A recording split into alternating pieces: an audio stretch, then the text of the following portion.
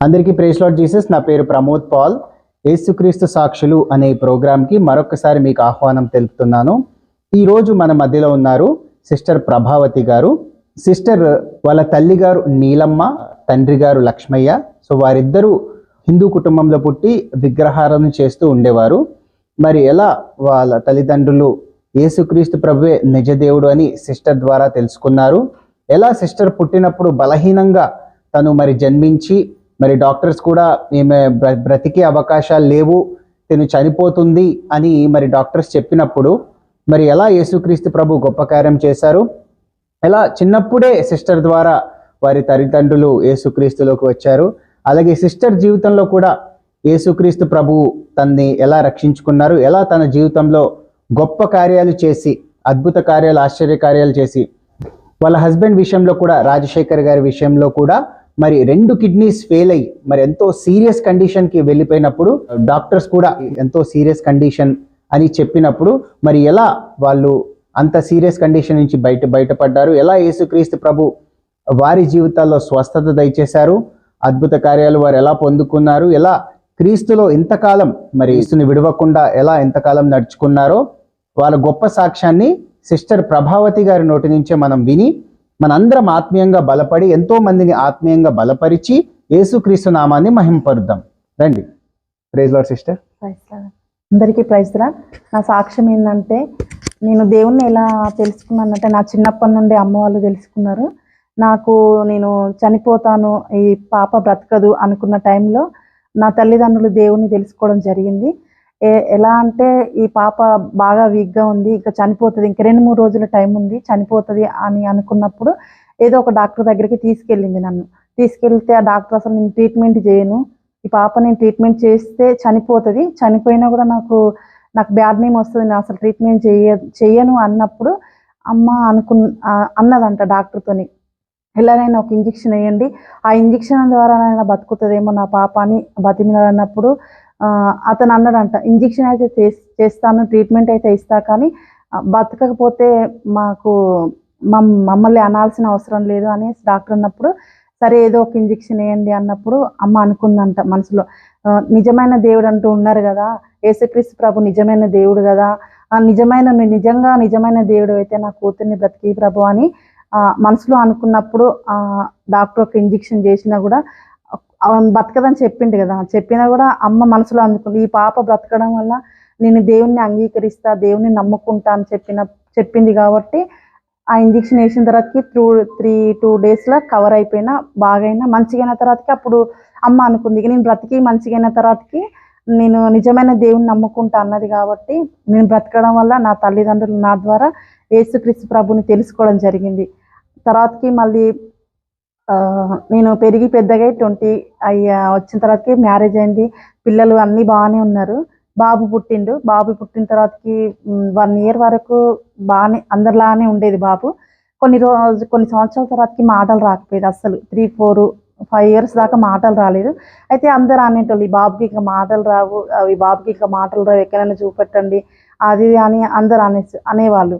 అనుకున్నప్పుడు నేను బాగా ఏడ్చేది, ఇతర పిల్లలతో పోల్చుకున్నప్పుడు నా బాబు మాటలు రావట్లేవు కదా ప్రభు, నీ చిత్తం అయితే 10 సంవత్సరాల వరకైనా నా కొడుక్కి మాటలు రావాలి అని నేను టార్గెట్ పెట్టుకున్నా. దేవుని దగ్గర టార్గెట్ పెట్టి ప్రార్థన చేసుకున్నప్పుడు దేవుడు అనుకోని రీతిగా, ఆశ్చర్య రీతిగా నా కుమారునికి మాటలు వచ్చే విధంగా, అందరిలో కలిసిపోయే విధంగా దేవుడు సహాయం చేసిండు.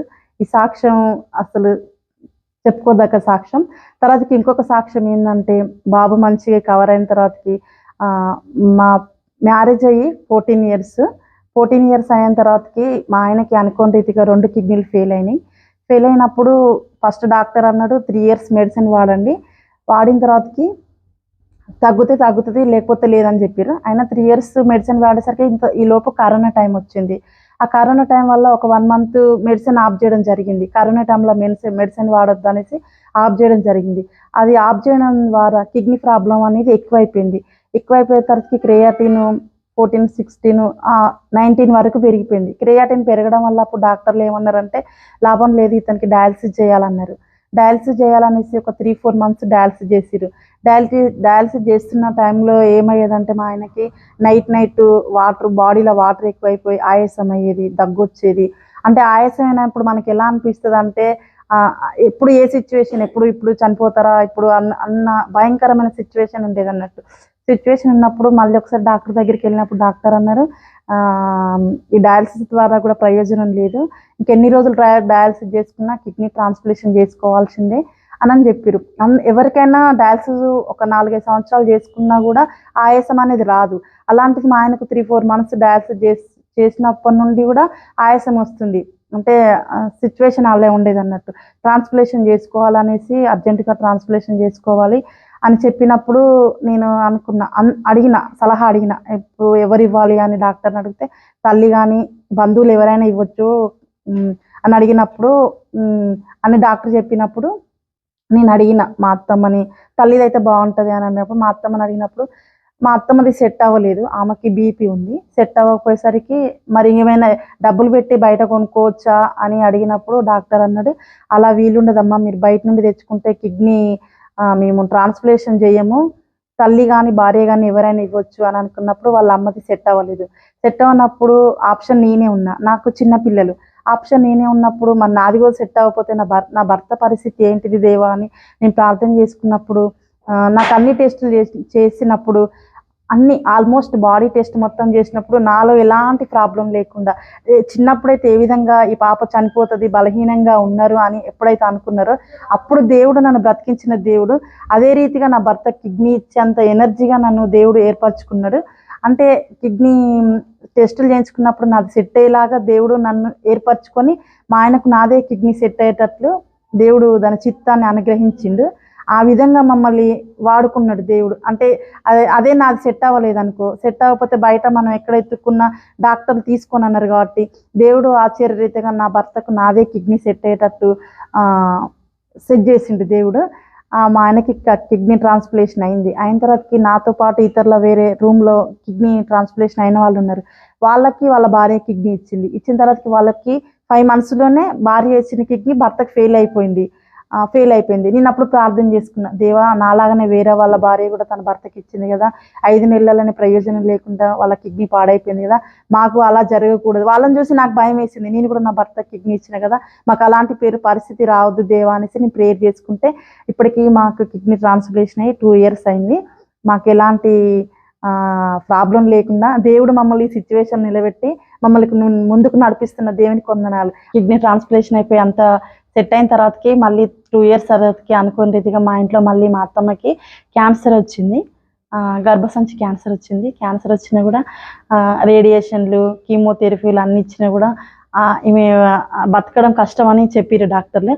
అయినా కూడా అనేక విధంగా ట్రీట్మెంట్ చేసినా కూడా నమ్మకం లేదని చెప్పినప్పుడు ఆ క్యాన్సర్ నుండి కూడా విడుదల పొంది మా అత్తమ్మ ఇప్పుడు బతికి మంచిగా ఉంది. దేవుడికి వందనాలు. అంటే నా సాక్ష్యం నా పుట్టుక నుండి సాక్ష్యం మొదలైంది. చిన్నప్పుడైతే ఈమె బతుకున్నప్పుడే ఎలా పాతి పెట్టమని అన్యులు అన్నారో, నా చిన్నప్పుడు పుట్టుక ద్వారా మా తల్లిదండ్రులు నన్ను తెలుసుకోవడం జరిగింది. అంత బలహీనంగా ఉన్న నన్ను నా భర్త కిడ్నీ ఇచ్చి అంత బలపరిచిండు నన్ను దేవుడు. నిజంగా దేవుడు గొప్ప దేవుడు.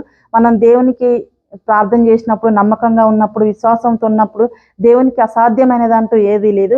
అంత బలహీనంగా ఉన్న నన్ను ఈ విధంగా దేవుడు వాడుకొని ఈ స్థితిలో నిలబెట్టినందుకు దేవునికి వందనాలు.